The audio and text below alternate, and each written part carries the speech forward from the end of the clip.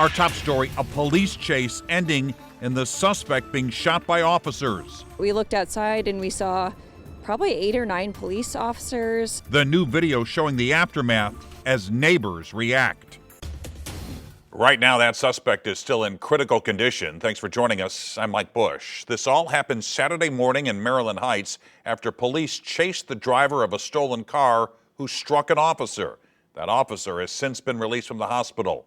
Our Annie Krall was in the neighborhood talking to residents to learn more.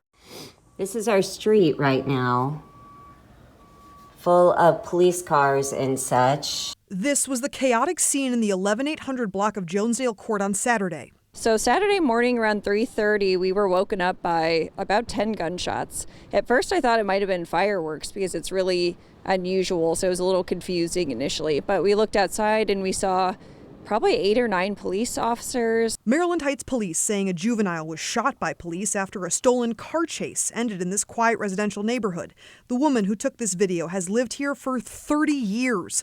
Wanting to stay anonymous on camera for safety reasons, she explained what she saw out her window. Then the black car came to like a rolling stop at the back of a police car.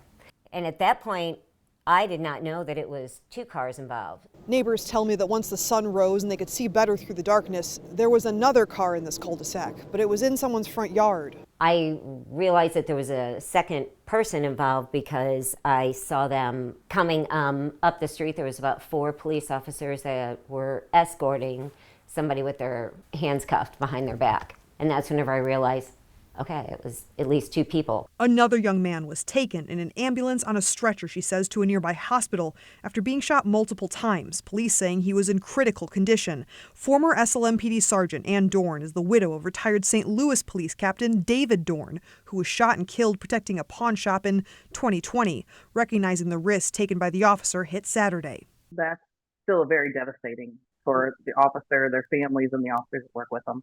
It can be a catastrophic event getting hit by a car. It doesn't matter if it's a bullet. In Maryland Heights, Annie Krall, 5 on your side.